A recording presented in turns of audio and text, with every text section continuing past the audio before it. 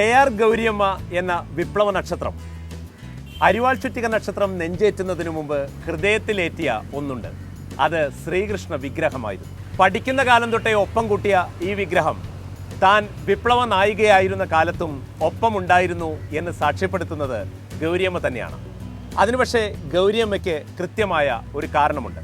ശ്രീകൃഷ്ണൻ മറ്റ് ദൈവങ്ങളെ പോലെയല്ല, മനുഷ്യനായിരുന്നു. സാധാരണക്കാരോടൊപ്പം ജീവിക്കുന്ന മനുഷ്യൻ.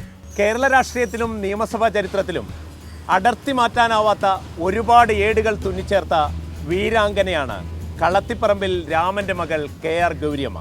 കേരളത്തിലെ ഏറ്റവും മുതിർന്ന രാഷ്ട്രീയ നേതാവായ കെ.ആർ. ഗൗരിയമ്മ ഇപ്പോൾ 97-ാം വയസ്സിന്റെ ആഘോഷത്തിലാണ്.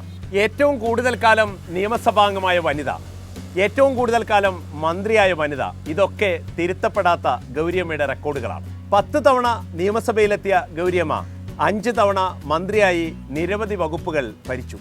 കേരളത്തിന്റെ ആദ്യ റവന്യൂ മന്ത്രി എന്ന നിലയിൽ ചരിത്രം സൃഷ്ടിക്കുകയും ചെയ്തു.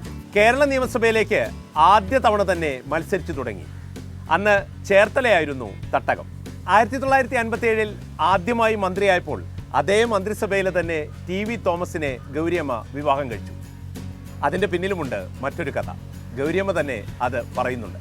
യഥാർത്ഥത്തിൽ ആദ്യമായി ഗൗരിയമ്മയെ വിവാഹം കഴിക്കാൻ ആഗ്രഹിച്ചത് ടി.വി. തോമസ് ആയിരുന്നില്ല, സാക്ഷാൽ എ.കെ.ജി. ആയിരുന്നു. ആദ്യം സഖാവ് കെ.സി. ജോർജിനെ ദൂതനായി വിട്ട എ.കെ.ജി. പിന്നീട് ഒരിക്കൽ നേരിട്ട് ഗൗരിയമ്മയോട് വിവാഹാഭ്യർത്ഥന നടത്തി. എന്നാൽ ഗൗരിയമ്മ അത് നിരസിക്കുകയായിരുന്നു. അതിന് ഗൗരിയമ്മയ്ക്ക് ഒരു കാരണവും ഉണ്ടായിരുന്നു. വിവാഹം കഴിക്കണമെങ്കിൽ സ്നേഹം വേണ്ടേ? സ്നേഹമുണ്ടെങ്കിലല്ലേ വിവാഹം കഴിക്കാൻ പറ്റൂ. അതിനാൽ ഇക്കാര്യം ഇനി സംസാരിക്കരുത് എന്നായിരുന്നു ഗൗരിയമ്മയുടെ അന്നത്തെ മറുപടി. 1957-ലും 1960-ലും ചേർത്തലയിൽ നിന്ന് മത്സരിച്ച ഗൗരിയമ്മ പിന്നീട് തൻ്റെ തട്ടകം അരൂരേക്ക് മാറ്റി. 1965 മുതൽ 2001 വരെ അരൂരിൻ്റെ MLA ആയിരുന്നു ഗൗരിയമ്മ.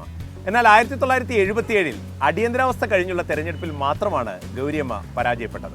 1994-ലാണ് ഗൗരിയമ്മയെ പാർട്ടിയിൽ നിന്ന് പുറത്താക്കുന്നത്. പിന്നീടാണ് ജനാധിപത്യ സംരക്ഷണ സമിതി എന്ന സ്വന്തം പാർട്ടി ഉണ്ടാക്കുന്നത്. 1996-ൽ UDF-നോടൊപ്പം നിന്ന് അരൂരിൽ മത്സരിച്ച ഗൗരിയമ്മ ആ വർഷവും 2001-ലും അരൂരിൽ നിന്ന് ജയിച്ചു കയറി. എന്നാൽ 2006-ൽ ഗൗരിയമ്മയ്ക്ക് അരൂരിൽ അടിതെറ്റി. അതുകൊണ്ടാകാം 2011-ൽ ഗൗരിയമ്മ മത്സരം തൻ്റെ പഴയ തട്ടകമായ ചേർത്തലയിലേക്ക് മാറ്റി. അവിടെയും പക്ഷേ വിജയം നേടാനായില്ല.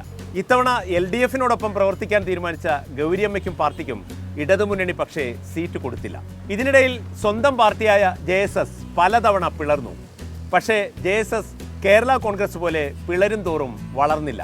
ഇപ്പോൾ എത്ര JSS ഉണ്ടെന്ന് JSS-കാർക്ക് പോലും അറിയാത്ത അവസ്ഥയാണ്. അങ്ങനെയൊക്കെയാണ് കേരള രാഷ്ട്രീയത്തിൽ ഗൗരിയമ്മ ഇങ്ങനെയൊക്കെ ആയത്.